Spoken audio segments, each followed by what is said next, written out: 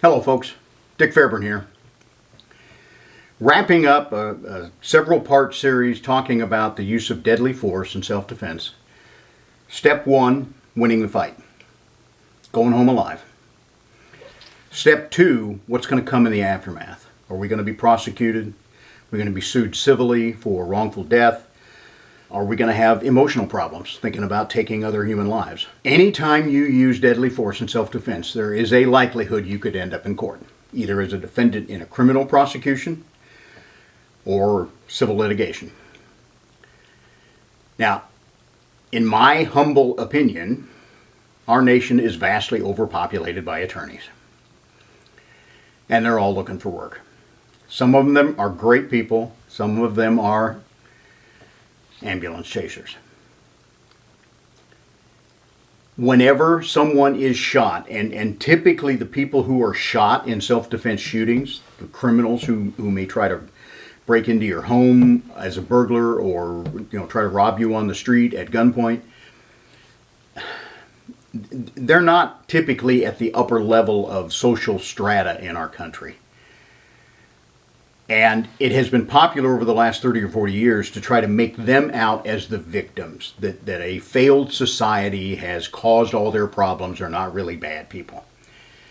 Well, I'm sorry, but most of them are bad people. And there are always ambulance chasers out there who will try to get a hold of those people or their families if they've been killed in the incident. And they're going to try to make money off of it. So it's very possible you're going to end up in court one way or another. And the point is, I'm going to show you two case studies. Daniel Penny, who choked out a man on the New York subway system, and Kyle Rittenhouse, who shot 3 men during a riot in Kenosha, Wisconsin in 2020. They were both tried criminally. They were both exonerated. New York is very liberal. Wisconsin is rather liberal too. But even there, the juries said these people were justified in what they did. So even though our justice system can kind of look like making sausage when you're in the middle of it, it generally works out well. Justice is usually served. I'm going to look at these couple of high-profile cases and hopefully give you some hope that justice can still prevail. Stick around.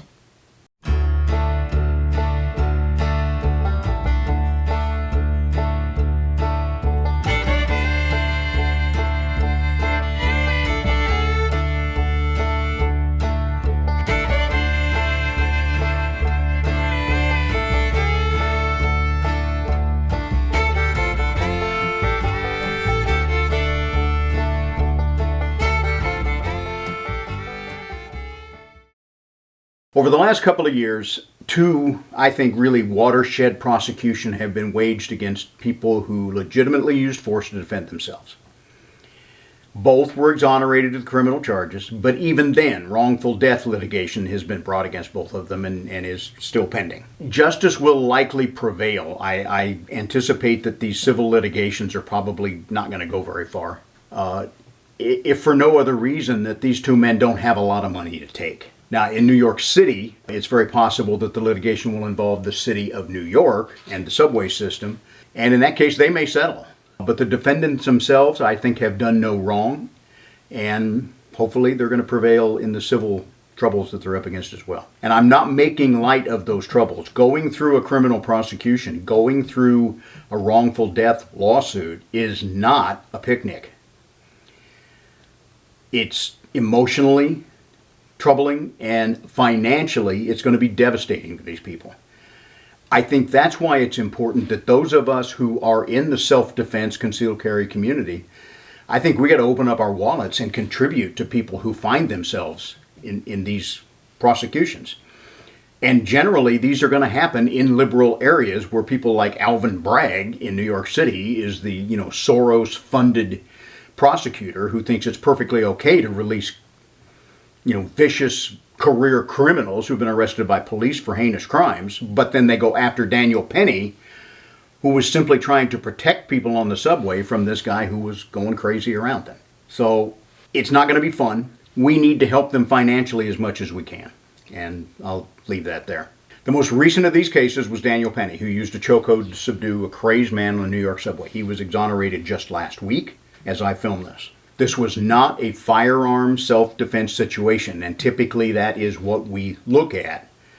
This was physical force. But otherwise, it's exactly the same kind of principles that we're talking about with Kyle Rittenhouse, who did use a weapon against 3 people during a riot. Now, the crazed verbal attacker, the guy was not physically attacking anyone, named Neely, was a 30-year-old man with an extensive criminal record, pretty good track record of being mentally ill as well, so he should have been institutionalized or in jail, but of course, in Alvin Bragg's world, he was out on the streets. His record included 3 unprovoked assaults on women in the New York subway system between 2019 and 2021. So he has used physical violence against people in the subway before. Of course, Daniel Penny didn't know that, of course. He scared the hell out of the subway riders. He had threatened to kill them and screamed that he was not afraid to go to prison. Daniel Penny was a 24-year-old U.S. Marine Corps veteran who felt he needed to control Neely to ensure both his own safety and the safety of other people around him on the subway. He put him in a chokehold. Chokehold is a generic term. In the course of my career, I was trained to use chokeholds. We called them a carotid restraint. And the way police were trained was to pinch both carotid arteries on the sides of the neck to leave a good crook in your arm in front of the throat so that you do not crush their windpipe or shut off their air. You're shutting off their blood supply. Unfortunately, it's not easy to do it correctly on someone who is resisting a lot, and sometimes people were severely damaged in the chokehold. It's essentially been banned in law enforcement pretty much everywhere, I think. And I'm sure Penny was not specifically trained in this, but from behind, he got him in a chokehold. He held that chokehold until Neely went limp. Down, out, no longer a problem.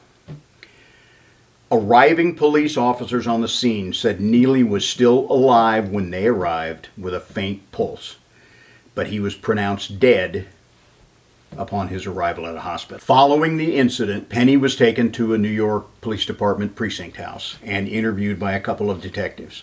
Now, in my video I did just previous to this one, I discussed whether or not you should speak with the police after a deadly force kind of incident, or whether you should invoke your right to remain silent, your right to have counsel present, and things like that.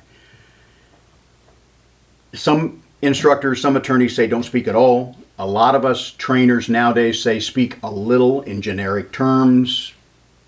Establish yourself as the good guy, the victim, at least, and then leave it there. Daniel Penny did none of that. He spoke openly.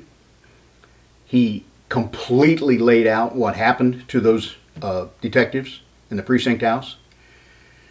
One thing to remember is that he did not know at the time of the interview that Neely had died. So he thought he had choked the man down, stopped any potential attack, and that the victim was probably in the hospital recovering from what had happened. So he did not know that Neely had died. That interview, that videotaped interview, was essential to the criminal trial of Daniel Penny in New York City. And he was exonerated.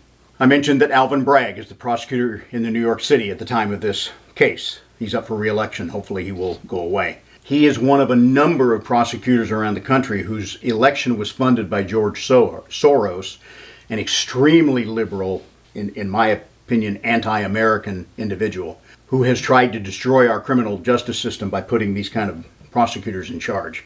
And I think Alvin Bragg's activities, both attacking Donald Trump as kind of a lawfare case, he has shown himself to be a complete racist.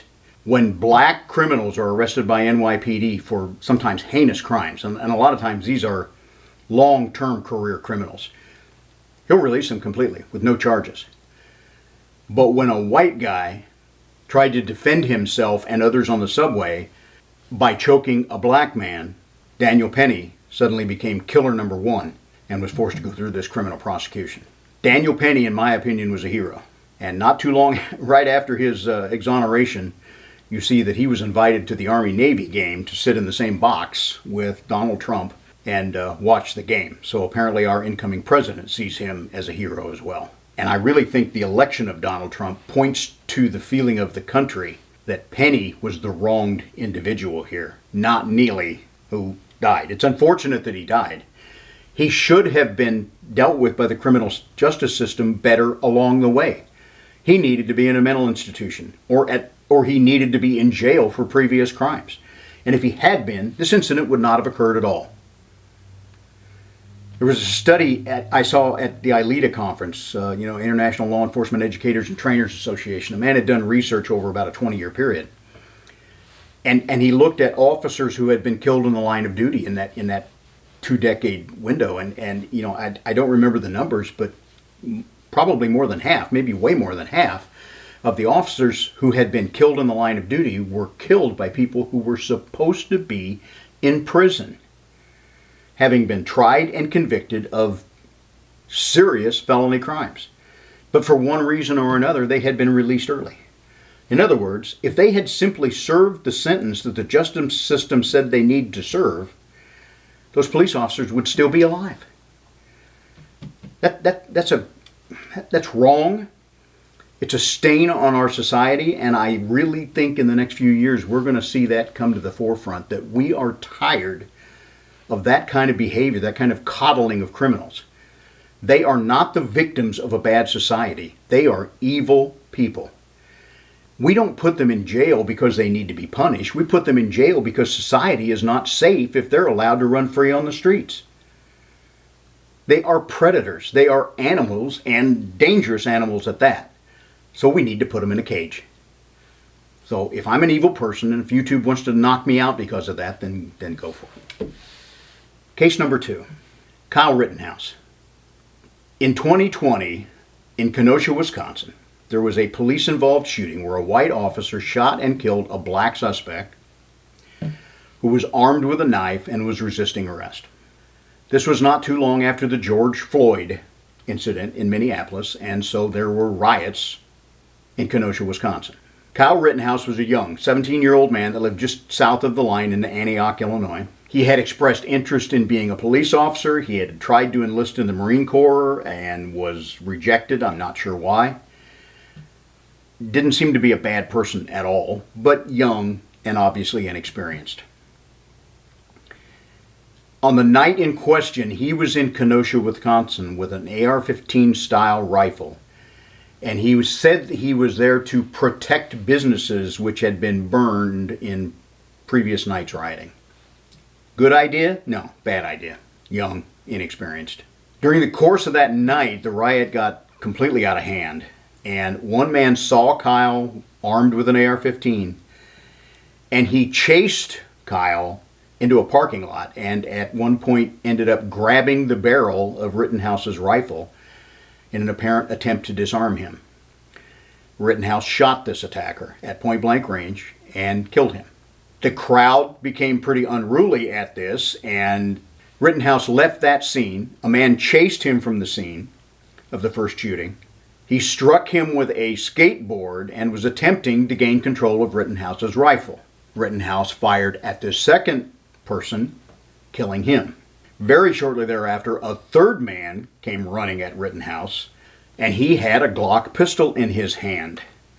When he got very close, almost contact distance, Rittenhouse fired at him, hitting him in the arm, blowing, as I understand it, essentially removing his bicep, very serious arm wound. At that point, Rittenhouse took off running again, found some police officers, and very willingly surrendered to them because he knew he'd been involved in 3 shootings and that this, the police were going to very quickly become involved. Again, Wisconsin is certainly not as liberal as New York City, but it is kind of leaning that direction in most parts of the state. And he was charged by the prosecutor in Kenosha with multiple counts of homicide, attempted homicide, and reckless endangerment. This was a very unfriendly trial, even more so than most. And the prosecutor argued that Rittenhouse provoked the other participants, that he was unjustified in his use of deadly force. Rittenhouse, on the other hand, with his attorneys, claimed that he acted in self-defense, that he used deadly force only to prevent others from inflicting death or great bodily harm to him. The judge in the trial at one point even instructed the jury that Rittenhouse's own actions could be considered responsible for the deaths and the injury. The jury, despite that instruction from the judge, found Rittenhouse not guilty of all charges. So even in liberal areas, I think the people who live there are growing tired of the coddling of criminals. And they are completely in favor of your ability to defend yourself. In New York, our largest municipality, noted bastion of liberal thinking, the jury of New Yorkers found Daniel Penny not guilty in the chokehold death. Now, Penny did not go looking for trouble that day on the subway, but he stepped up to protect himself and others from a ranting and potentially dangerous individual, a mentally ill man who should have been in some kind of other circumstance. Now, even though Kyle Rittenhouse claimed he was at the riot armed with a rifle to protect businesses, I think you can argue that he did go looking for trouble that night, which is a bad idea. I'm sorry, Kyle, but that was not one of your brightest moves in life. I hope you do better from this point on. Yet, he was found not guilty by a jury in a somewhat liberal community of 2 deaths and another severe wounding. And he was using an evil AR-15 weapon at the time, which the liberals think should immediately paint him as the bad guy. So we are the United States of America. We are not the United Kingdom, England, Scotland, Northern Ireland, where self-defense has essentially been made illegal. There are cases there where people have legitimately defended themselves from attack, and they end up spending more time in prison than the people who attacked them. Talk about upside down. I think, we had a nice revolution here in 1776. I think they need one there. And the way guns are being banned in Canada the last few years by Trudeau, I got a feeling Canada needs a little revolution of their own.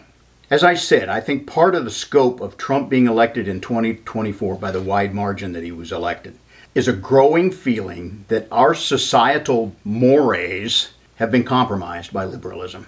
And they have been compromised to a degree that we are no longer willing to tolerate. We've seen violent criminals not prosecuted or released early from prison, that they are the victims of an evil society lorded over by stupid, terrible white men. I don't want to make this a thing about racism, because I certainly don't consider myself a racist at all, and I can point to a lot of friends who will back that up. What I am opposed to, what I am prejudiced against, are criminals who think they have the right to prey on innocent citizens. Just like Dave Grossman's analogy of sheep, wolves, and sheepdogs. He says 98% of the population are sheep, harmless, productive people who can only hurt their fellow man by accident. 1% are wolves. They prey on the sheep.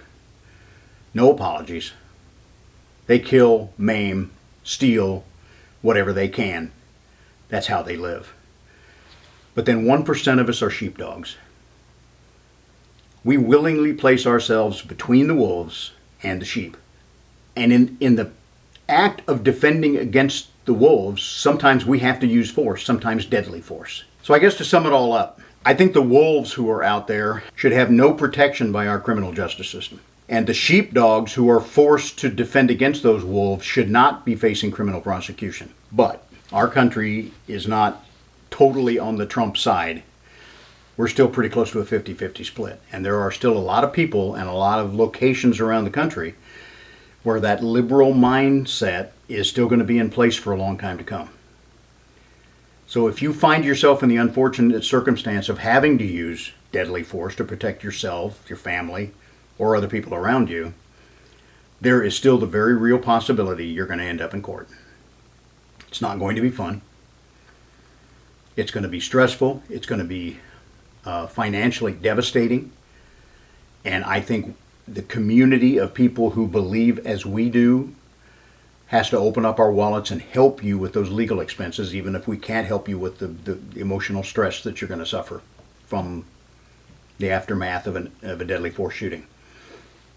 But the important thing is step one. Win the fight.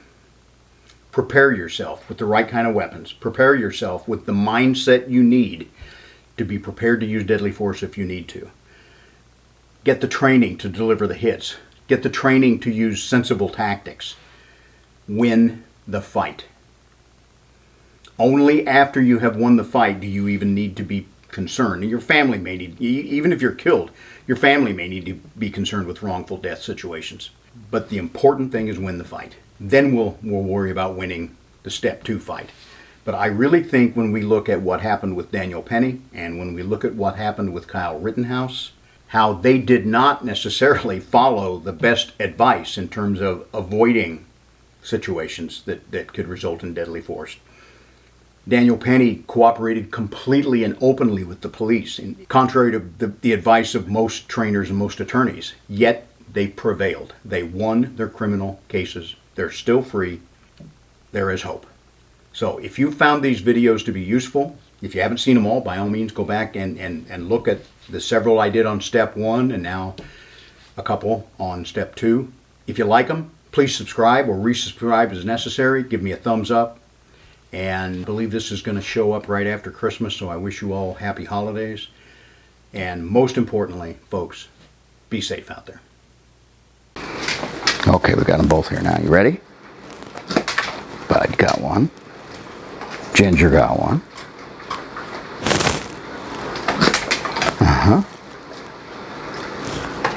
Oh, she missed it. She usually gets them, doesn't she, Bud? Okay, girl, last one. You ready? You ready? Yeah! That's all there is till next time.